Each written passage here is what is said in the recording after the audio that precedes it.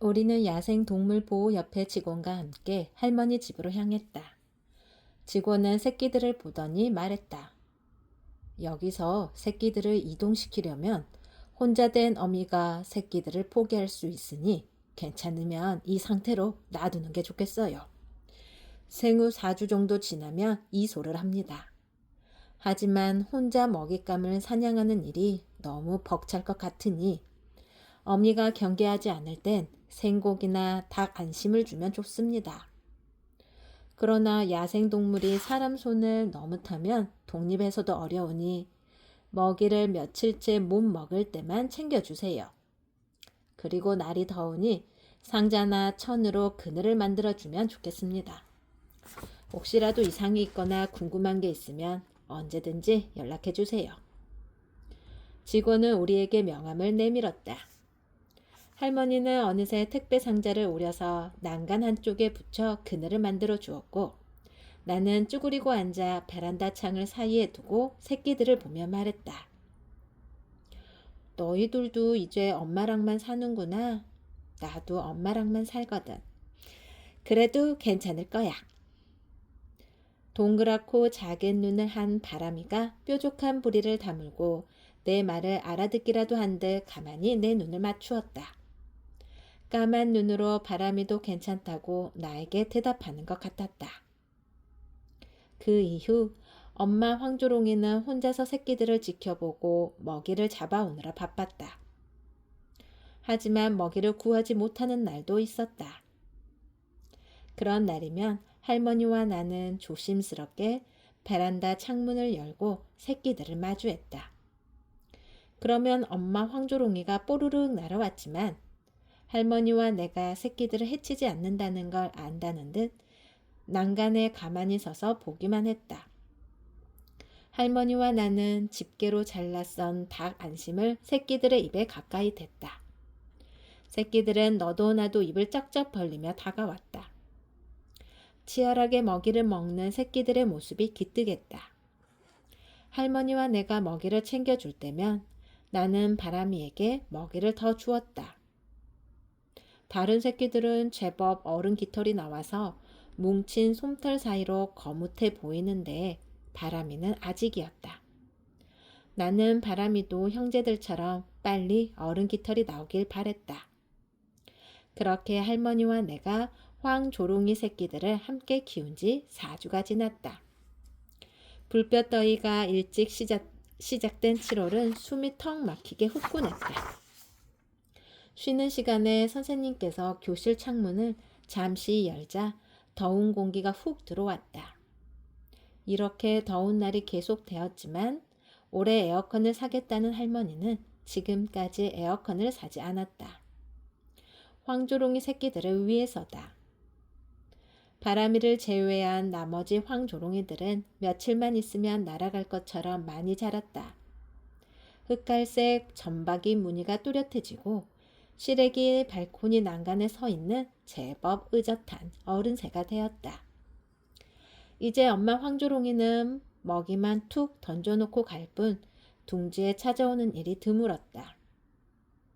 할머니는 황조롱이 볼 날이 며칠 남지 않았다며 매일같이 아쉬운 마음으로 사진을 찍어댔다.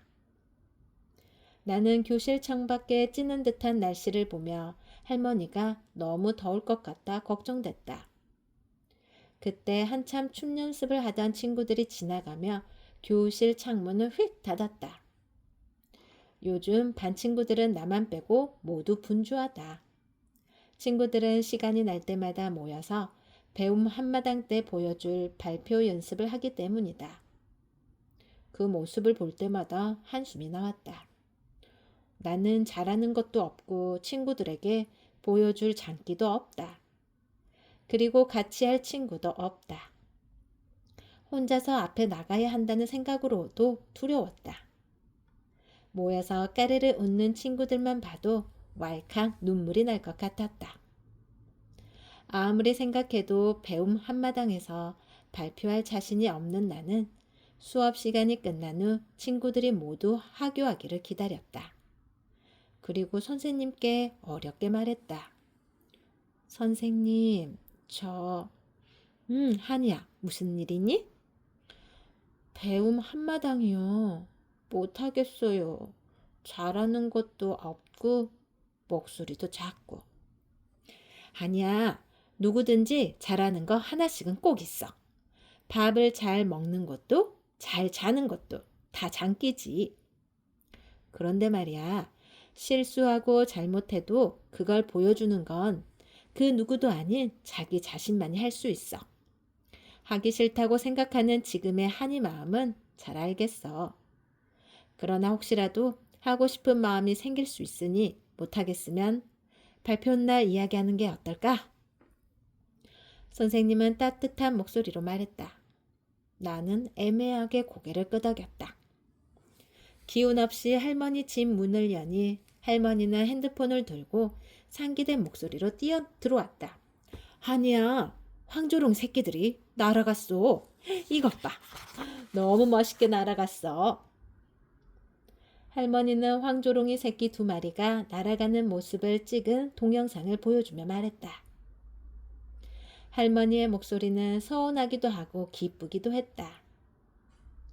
황조롱이가 날아가는 모습을 보니 나도 왠지 모르게 벅찼다. 그리고 다음날 바람이를 제외한 나머지 2마리가 이소했다.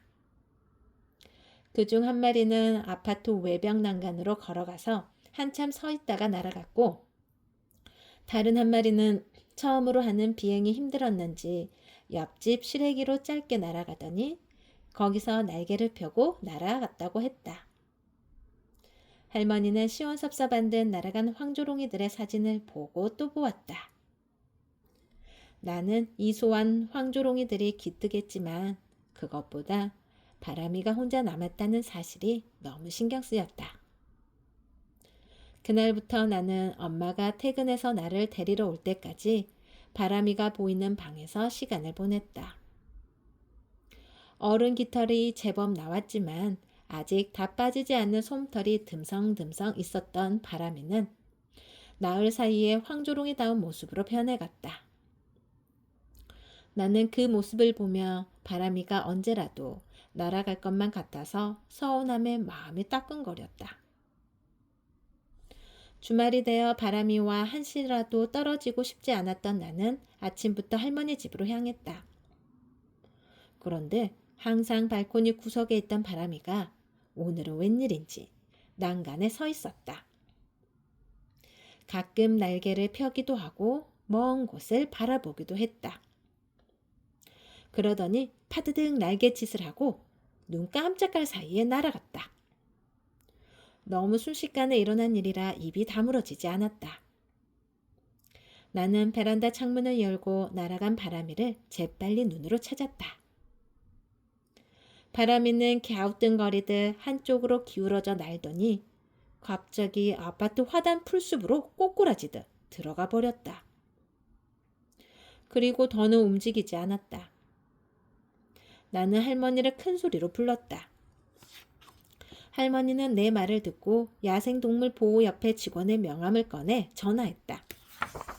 아침부터 온 야생동물보호협회 직원은 바람이가 들어간 아파트 풀숲에 들어가서 바람이를 안고 나오며 말했다. 비행 연습 중에 가만히 앉아서 잠시 쉬기도 합니다. 날개 이상은 없어 보이니 다시 둥지로 돌려보내면 곧 이소할 것 같습니다. 할머니와 나는 놀란 가슴을 쓸어내렸다. 둥지로 다시 옮겨놓는 바람에 놓은 바람이는 발코니 구석에 가만히 있었다. 더는 혼자 있는 바람이를 보기가 힘든 나는 가느다랗게 떨리는 목소리로 할머니에게 말했다. 할머니, 우리가 계속 이렇게 집에서 바람이를 키우면 안 돼? 혼자 있는 게 너무 안쓰러워. 바람이는 가장 늦게 부화해서 아직 완벽하게 날 준비가 안 된 거잖아. 이거 안 돼. 처음부터 잘나는 새는 없어. 이렇게 떨어져 보고 바람도 맞아보고 날개도 여러 번 펴보면서 제대로 나는 법을 알게 되는 거야. 그래야 자연에서도 모든 걸 이기고 살아갈 수 있어. 바람이는 곧 씩씩하게 잘 날아갈 거야.